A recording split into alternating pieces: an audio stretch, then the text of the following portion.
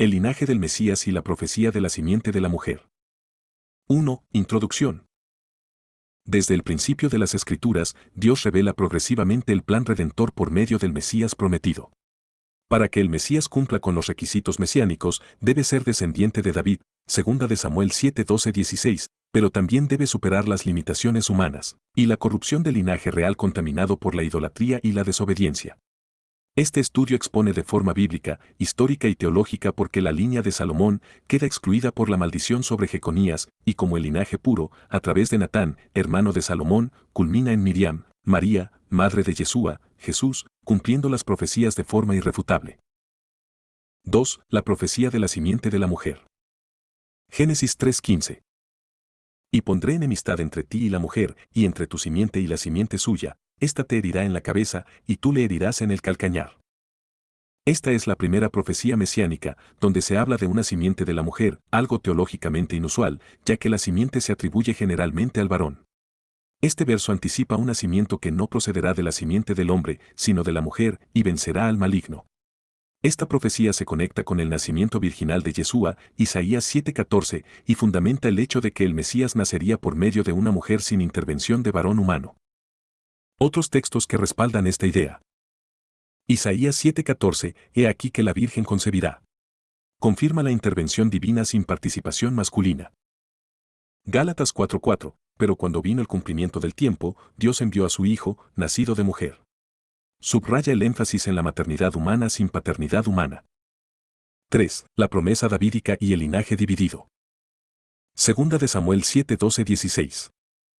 Y cuando tus días sean cumplidos, levantaré después de ti a uno de tu linaje, y afirmaré para siempre el trono de su reino. La promesa mesiánica incluye un trono eterno desde David. Sin embargo, los descendientes directos de David a través de Salomón fallaron. Idolatría, injusticia y desobediencia provocaron el juicio divino. 4. La maldición de Jeconías, Conías. Jeremías 22:28-30. ¿Es este hombre Conías una vasija despreciada y quebrada? Escribe lo que sucederá de este hombre, que privado será de descendencia, porque ninguno de su descendencia logrará sentarse sobre el trono de David. Jeconías, descendiente de Salomón, fue maldecido explícitamente por Dios. Esta maldición es crucial, pues imposibilita que cualquier rey mesiánico legítimo provenga de su línea. Mateo 1:11-12 muestra que José, padre legal de Jesús, desciende de Jeconías, lo que descalifica su línea como herencia genética para el Mesías. 5. La necesidad de otra línea, Natán, el hijo de David. Lucas 3:31 muestra que María desciende de David por medio de Natán, no de Salomón. Esto evita la maldición de Jeconías. La línea de Natán es pura, libre de juicio real y apta para la venida del Mesías. Natán, en hebreo significa, Él ha dado, lo cual alude a un don especial de Dios. El linaje de Natán se mantuvo en lo oculto, alejado del trono humano, preservado para un propósito divino, traer el linaje genético del Mesías. 6. El nacimiento virginal, confirmación de la simiente de la mujer. Isaías 7:14. He aquí que la Virgen concebirá y dará a luz un hijo, y llamará su nombre Emmanuel. La virginidad de María, Miriam, y su concepción por el Espíritu de Dios cumple tanto la maldición de Jeconías, evitando la simiente varonil caída, como la profecía de la simiente de la mujer en Génesis 3:15. Yeshua es legalmente hijo de José, descendiente de David por Salomón, cumpliendo el derecho al trono, y es genéticamente hijo de Miriam, descendiente de David por Natán, cumpliendo la profecía de linaje sin maldición. Además, es concebido por el Espíritu Santo, cumpliendo la dimensión divina. 7. Objeciones y refutaciones rabínicas potenciales. Objeción: el Mesías debe venir por Salomón, no por Natán. Respuesta: la promesa fue hecha a David, no exclusivamente a Salomón. Salomón fue un canal inicial, pero la desobediencia de sus descendientes, culminando en Jeconías, truncó esa línea. La maldición de Jeremías 22:30 lo confirma. Objeción: el linaje se transmite por el padre, no la madre. Respuesta: cierto para herencia tribal, pero el caso mesiánico es único y anunciado desde Génesis 3:15 como simiente de la mujer. Además, la transmisión del trono no requiere paternidad genética directa cuando hay adopción legal, como con José, ni cuando la línea del hombre está contaminada por maldición divina.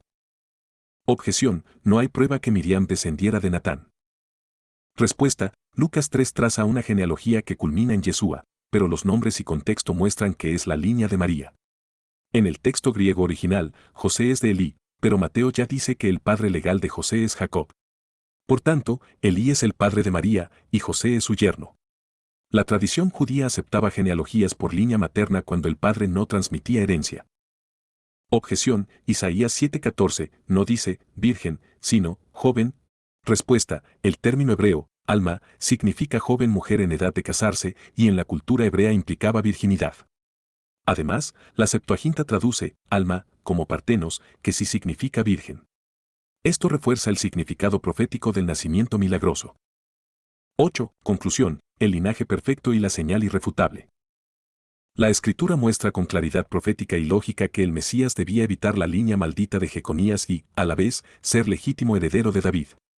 Yeshua lo es tanto legal como genéticamente, legal por José, genético por Miriam. Además, su nacimiento virginal lo convierte en la simiente prometida de la mujer. Este diseño divino no es casualidad ni artificio. Es evidencia de la soberanía de Dios sobre la historia, la genética y la profecía. Yeshua es el cumplimiento perfecto de todas las promesas, el ungido sin pecado, heredero del trono de David y vencedor del mal anunciado desde Génesis. Él es el Mesías esperado.